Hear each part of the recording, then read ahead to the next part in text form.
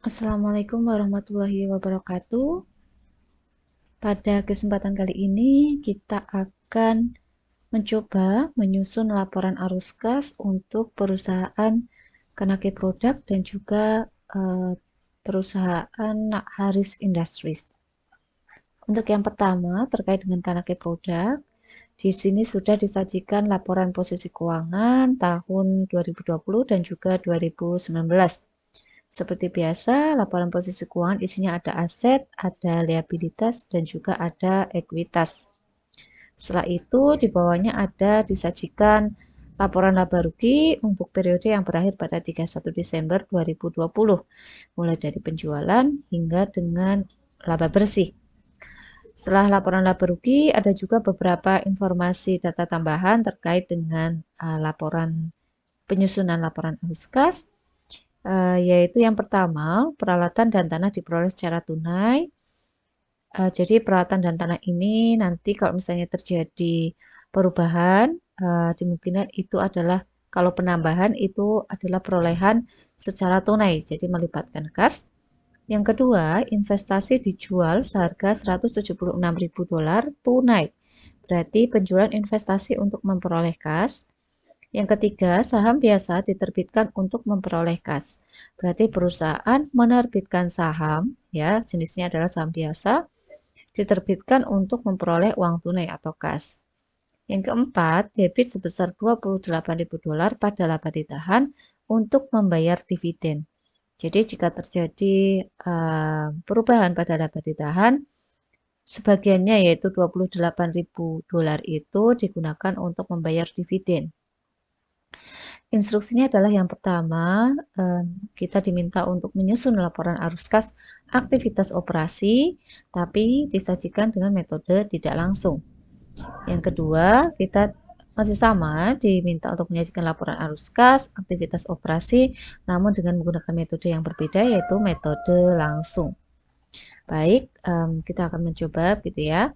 Untuk bisa menyusun laporan arus kas, khususnya di sini adalah metode tidak langsung, kita harus mengerti dulu, menghitung dulu besarnya perubahan yang terjadi atas seluruh aset dan juga liabilitas serta ekuitas perusahaan.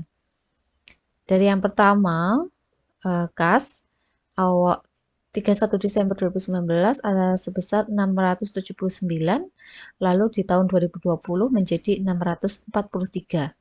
Berarti terjadi perubahan, yaitu sudah jelas penurunan sebesar 36.000. Yang kedua terkait dengan piutang usaha, awalnya 547 menjadi 566. Berarti sudah pasti naik ya, naiknya sebesar berapa? 19.400. Yang ketiga ada persediaan, awalnya 982 menjadi 1.011. Nah, ini kan berarti otomatis naik ya. Naiknya sebesar berapa? Bisa dihitung 28.200. Untuk investasi awalnya ada 240.000, namun tahun 2020 itu menjadi 0. Itu menandakan bahwa terjadi penjualan investasi karena awalnya kita punya, tapi di tahun 2020 jadi nggak punya sama sekali. Berarti terjadi penjualan. Berarti penurunan sebesar 240.000. Lalu untuk tanah awalnya kita tidak punya sama sekali ya, 0. Terus menjadi 520.000.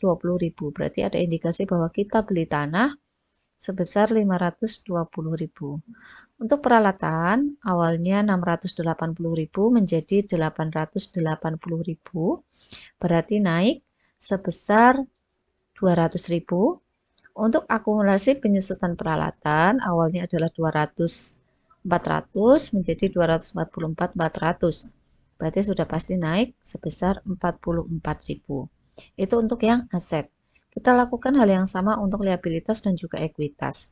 Yang pertama adalah utang usaha dari 748 menjadi 771. Berarti otomatis naik ya sebesar 23.400. Yang kedua, utang beban yang masih harus dibayar. Awalnya 70.800 menjadi 63.400. Berarti turun sebesar 7.400. Lalu ada utang dividen dari 6.400 menjadi 8.800, hasilnya naik 2.400. Lalu modal saham-saham biasa nilai nominal $2, awalnya 32.000 menjadi 56.000, berarti ada indikasi bahwa perusahaan menerbitkan tambahan saham biasa sebesar berapa? 24.000. Premium saham, saham biasa. Premium ini adalah perbedaan antara harga jual saham dengan nilai nominalnya. Itu bisa jadi salah satu penyebab munculnya premium saham. Awalnya 192 menjadi 408. Berarti naik pesat sekali ya, 216.000. Untuk laba ditahan awalnya adalah 1.879 menjadi 2.068. Berarti otomatis naik sebesar 189.200. Nah, setelah kita menentukan berapa besarnya perubahan dari masing-masing akun, maka kita akan menyusun laporan laba rugi, laporan arus kasnya. Yang pertama tadi 1A ya, aktivitas operasi, metode tidak langsung. Oke, diingat bahwa metode tidak langsung paling awal sendiri itu adalah laba bersih, sudah pasti. Aktivitas operasi. Oh, sebentar. Arus kas dari aktivitas operasi. Oke, yang pertama sendiri adalah laba bersih. Nah, laba bersih kita tahu dari mana? Pasti dari laporan laba rugi ya. Kita cek laporan laba rugi, laba bersihnya berapa? 217.200. Oke. 217.200. Nah, setelah laba bersih, karena yang ada di dalam laporan laba rugi ini kan tidak semuanya melibatkan kas ya, maka ada beberapa item yang harus kita keluarkan atau kita tambahkan di untuk merubah laba bersih ini menjadi arus kas bersih. Maka dari itu kita perlu penyesuaian laba bersih menjadi arus kas bersih. Oke, yang pertama kita cek ya laporan laba ruginya. Yang pertama di sini ada beban penyusutan. Nah, beban penyusutan ini adalah beban non-kas, berarti beban yang tidak melibatkan kas, tidak ada kaitannya dengan kas.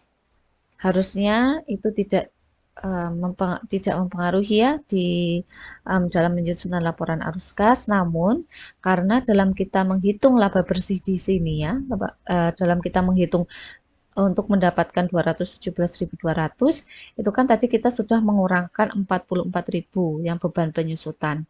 Maka karena di dalam laporan laba rugi itu sudah dikurangkan, di dalam laporan arus kas harus kita tambahkan beban penyusutan. Kenapa ditambahkan? Karena di dalam laba rugi sudah dikurangi, sehingga di dalam laporan arus kas harus ditambahkan supaya ibarat beban penyusutan ini tidak ada, karena sudah dikurangi terus kita tambahkan, berarti 0 ya. 44.000. Oke, ditambah. Lalu apalagi di sini ada juga kerugian dari penjualan investasi. Nah, kerugian dari penjualan investasi ini harusnya masuknya terkait dengan investasi ya. Berarti masuknya adalah aktivitas investasi. Namun di sini dia sudah dimasukkan dalam perhitungan untuk memperoleh laba bersih. Karena ini salah tempat ya. Karena ini salah tempat, maka di dalam laporan arus kas aktivitas operasi harus kita hilangkan, gitu ya. Karena kerugian itu sudah mengurangi ya di dalam laporan laba rugi, maka di laporan arus kas harus kita tambahkan kerugian dari penjualan investasi. investasi sebesar 64.000. Oke, 64.000 ditambah ya. Nah, lalu karena di dalam laporan laba rugi yang terkait dengan beban non-kas dan juga aktivitas investasi ataupun aktivitas pendanaan yang masuk ke dalam laporan laba rugi sudah kita sesuaikan ya, sudah kita masukkan di sini. Ada satu lagi yaitu terjadinya perubahan yang di dalam laporan posisi keuangan. Jadi akun-akun di dalam laporan posisi keuangan kan ini berubah ya. Terjadi perubahan, maka harus kita masukkan juga ke dalam penyusunan laporan arus kas yang aktivitas operasi. Maka dari yang pertama, kalau untuk aktivitas operasi berarti kita akan menggunakan aset lancar dan juga liabilitas lancar. Itulah yang akan dimasukkan. Yang pertama adalah piutang usaha. Di sini naik ya, berarti kita tulis kenaikan piutang usaha. Sebesar berapa naiknya? 19.400. Diingat kalau terjadi kenaikan piutang usaha karena di sini 19.400 ya, artinya penjualan yang 5.980.000 ini ada 19.400 yang belum dibayar sampai dengan 31 Desember 2020. Maka dari itu karena kita basisnya adalah di laporan arus kas itu adalah cash basis ya, dasar kas, maka kenaikan piutang usaha ini akan mengurangi arus kas yang diterima dari aktivitas operasi sebesar 19.400. Oke. Ini boleh pakai tanda kurung ya karena di dalam Ibu tidak ada. Selanjutnya terkait dengan persediaan. Persediaan di sini naik, kenaikan persediaan. Berarti ada juga sama seperti dengan aset lancar yang lain. Kalau persediaan naik berarti nanti dikurangi ya dalam laporan arus kasnya sebesar 28.200. Kenapa ini dikurangi? Karena kalau persediaan naik berarti ada indikasi bahwa perusahaan pembeliannya itu lebih besar dibanding barang yang tersedia untuk dijual itu lebih besar dibandingkan dengan penjualannya atau ibarat kata pembeliannya bisa jadi lebih banyak. Oke, lalu selanjutnya terkait dengan investasi. Nah, investasi di sini apakah kita masukkan? Seharusnya tidak kita masukkan karena investasi harusnya masuk ke aktivitas investasi begitu ya. Begitu juga dengan tanah dan juga peralatan. Selanjutnya adalah terkait dengan utang usaha. Utang usaha adalah liabilitas lancar ya, jadi harus kita masukkan naik sebesar 23.400. Diingat kalau liabilitas naik, maka di dalam laporan arus kas harus kita tambahkan kenaikan utang usaha sebesar 23.400. Lalu selanjutnya ada utang beban yang masih harus dibayar. Ini turun, berarti penurunan utang beban yang masih harus dibayar sebesar 7.400. Karena turun, berarti ada indikasi bahwa kita itu selain membayar beban-beban yang ada di dalam laporan laba rugi, juga kita ada pengeluaran lain ya dengan kas, yaitu membayar beban yang masih harus dibayar, gitu ya. Sebesar 7.400. Berarti karena penurunan harus dikurangi. 7.400 mengurangi kas, menambah pengeluaran gitu ya. Selanjutnya di bawahnya adalah ada utang dividen. Nah, utang dividen ini ya tidak seharusnya kita masukkan. Kenapa? Karena dividen ini berkaitan dengan aktivitas pendanaan ya. Karena berkaitan erat dengan saham biasa, saham biasa masuknya adalah aktivitas pendanaan.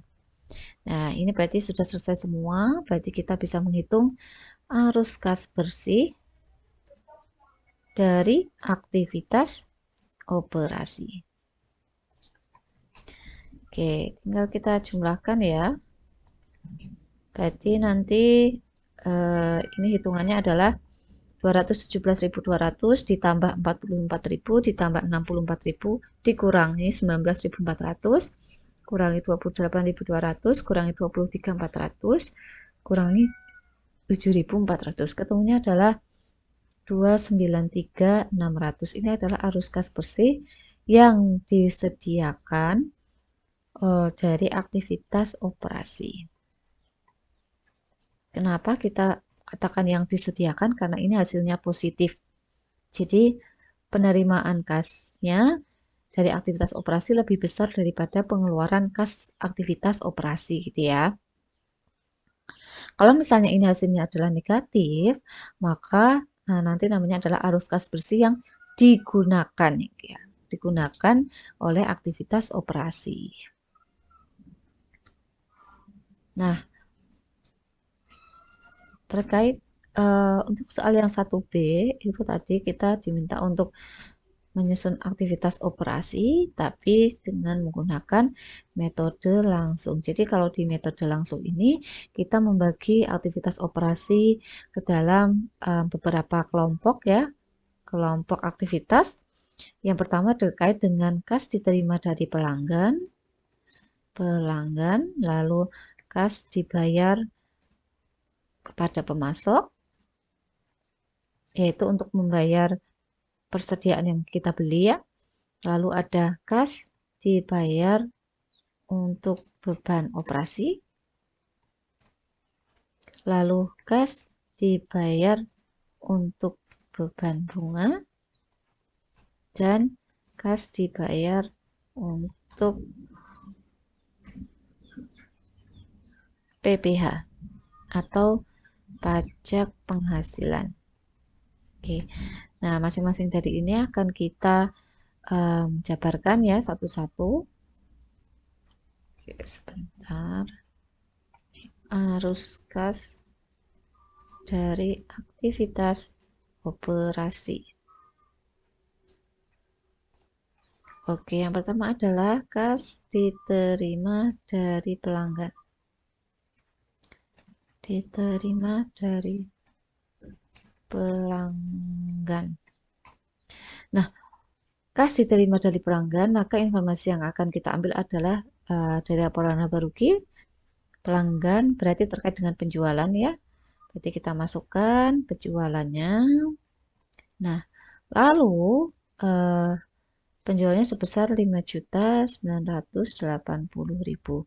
Nah, lalu dari 5.980.000 ini kan tidak semuanya melibatkan kas ya, tidak semuanya itu dibayar semua. Ada yang masih berupa piutang. Nah, berapa berupa piutangnya?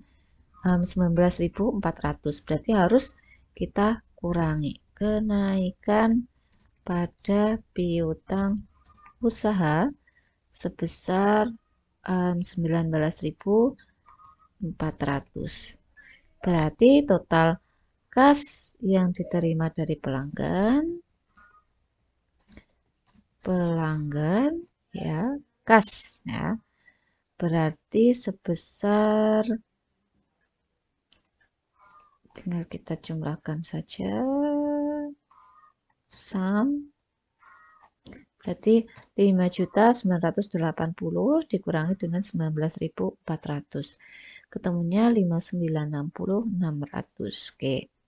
5.960.600. Nah, selanjutnya adalah kas dibayar kepada pemasok. Kas dibayar kepada pemasok. Kita tahu kas dibayar kepada pemasok bisa mengambil informasi dari laporan laba rugi ya, dari informasi harga pokok penjualan. Oke, harga pokok penjualan sebesar 2.452.000. Nah, lalu selanjutnya kita cek juga berapakah terjadinya perubahan pada persediaan. Kita di sini lihat bahwa persediaannya naik sebesar 28.200.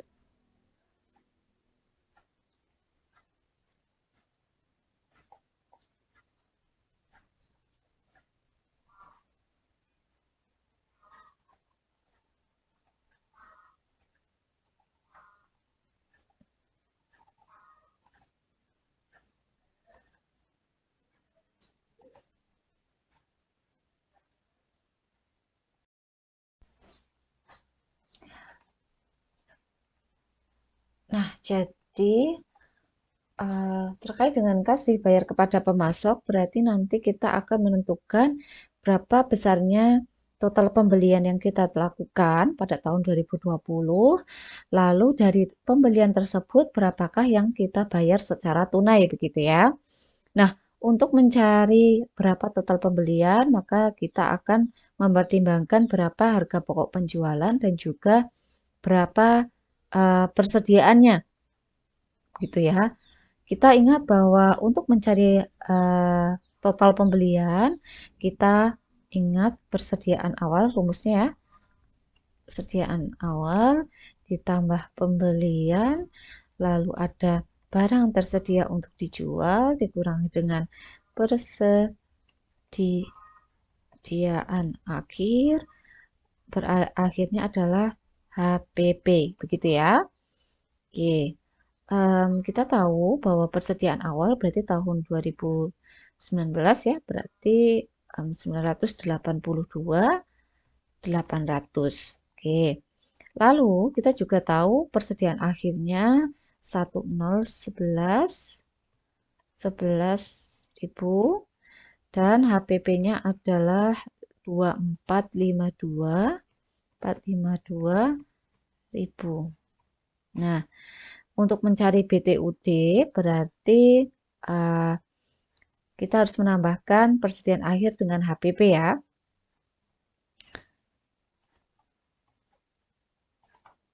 Ketemunya 3.463.000. Nah, dari total semua barang yang kita punya 3.463.000, kita sudah punya persediaan awal 982. Lalu berapa yang kita beli pada tahun tersebut? Berarti tinggal selisihnya saja. BTUD dikurangi dengan persediaan awal. Ketemunya 2.480.200. Oke. Nah, di sini kan kita sudah ada HPP 2452. Nah, berarti terjadinya perubahan pada persediaan itu bisa ditambah dengan harga pokok penjualan akan ketemu total pembelian. Oke. Kenaikan persediaan 28.200. Nah, kita cek apakah memang benar gitu ya. Sama dengan 2452 HPP ditambah dengan kenaikan persediaan ketemunya 24.80.200 sama dengan nilai pembelian ya. Itu adalah contoh mengapa kenaikan persediaan itu akan ditambah dengan HPP untuk menghitung kas dibayar kepada pemasok. Nah, dua ini adalah total pembelian ya. Nah, dari total pembelian itu tidak semuanya dibayar secara tunai.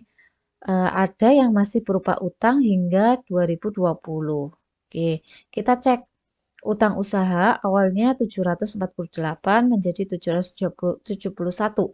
Berarti dari total pembelian yang tadi ya 2.480.200 ternyata ada 23.400 yang masih utang. Oke, kenaikan utang usaha. Kalau naik utangnya naik berarti kas yang akan kita bayarkan kepada pemasok itu lebih kecil gitu ya. 23.400. Berarti kas yang dibayar kepada pemasok adalah sebesar tinggal Karena ini pakai Excel, berarti tinggal sum saja. Nah, kalau misalnya pakai manual, begitu 2452.000 ditambah dengan 28.200 dikurangi dengan 23.400. Oke, ketemunya 24.245.6.800. Nah, minus di sini yang kas dibayar kepada pemasok ini minus ya.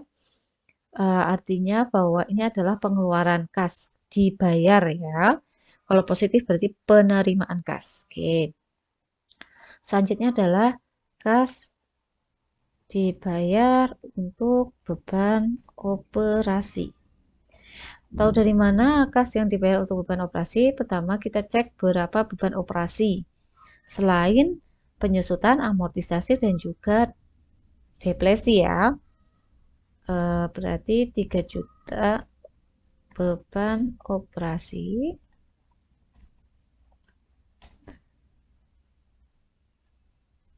sebesar 3.100.000. Nah, dari beban operasi yang terjadi di tahun 2020, apakah semuanya itu dibayar dengan menggunakan kas? Belum tentu. Nah, kita cek utang beban yang masih harus dibayar.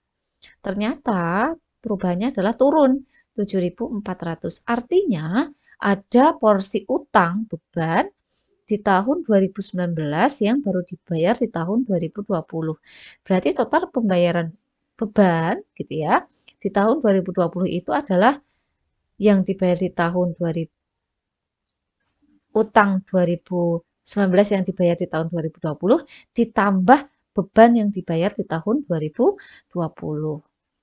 Oke, berarti kalau penurunan pada utang beban yang masih harus dibayar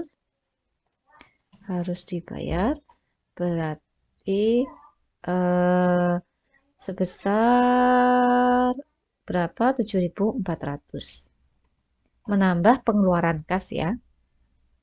Karena ada utang beban tahun 2019 yang dibayar juga di tahun 2020. Oke. Nah, ternyata hanya ini saja. Kita tinggal tambahkan ya. Oke. Ketemunya 3.107.400 kas yang dibayar untuk beban operasi. 3.107.400. Karena dibayar berarti min ya di sini 3.107.400. Oke. Selanjutnya kas dibayar untuk beban bunga. Apakah di sini ada informasi bunga? Tidak ada ya, ini langsung pajak penghasilan. Dan apakah di sini ada bunga?